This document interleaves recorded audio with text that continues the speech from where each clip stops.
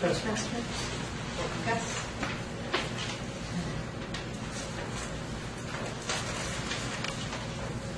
I was in dental school the first time that I got to experience physical therapy. I was at my locker when my knee spontaneously slipped out of socket and I got stuck on the floor in front of my locker. And I've been in physical therapy a number of times since then. Only one more time because of my knee. But I like to share some of the things that I've experienced and learned through physical therapy so that you don't have to join me at the physical therapy office. The first has to do with alignment.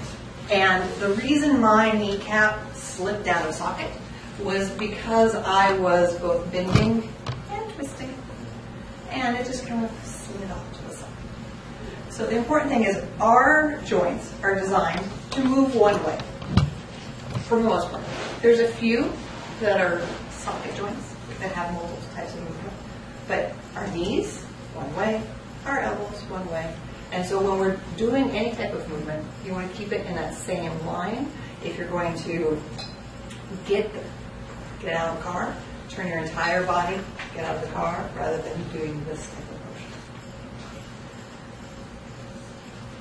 The second time I was in physical therapy was because of my job.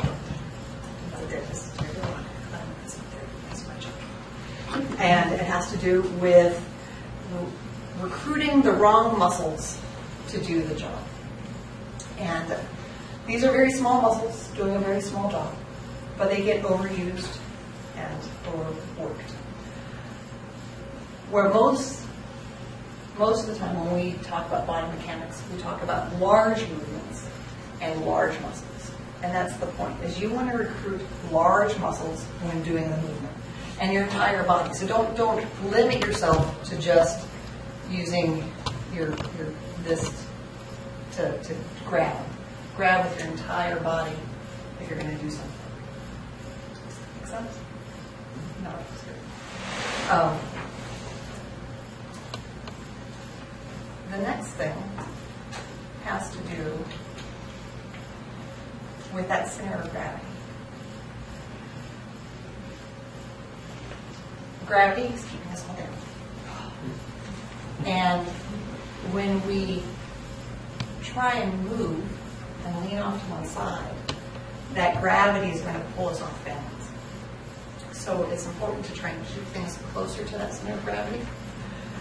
Most of you know by now that I've changed my careers from general dentistry to sleep medicine dentistry. And the reason why is because I didn't pay attention to the fourth time I was in physical therapy, which is for my shoulder. And I, when doing regular dentistry, would keep my shoulder out here. And that's not close to my center of gravity, putting extra strain on my shoulder joint. So whenever you do something you want to try, it's much easier to do things closer to your body than further out. It just puts too much strain on your joints. All this kind of melds together when it comes to lifting. And so when you're going to lift, the first thing we're going to do is widen your base so that you're more stable.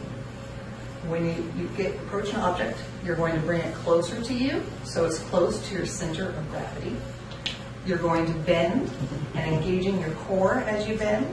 You're going to bend at the knee instead of at the waist. Again, because if you bend at the waist, that's putting you further off balance, creating muscle strain in the back. So lift from the knees and pull up. Same when it comes to dropping off. You're not just going to lean over and set it down. You're going to reverse the movement. Also, make sure when it comes to lifting that you're not biting off more than you can chew. Because no matter how good your body mechanics are, you can still hurt yourself if you try to overdo it. Now, body mechanics are not limited to just lifting or dentistry or getting into your locker. It is important to use these principles throughout your life.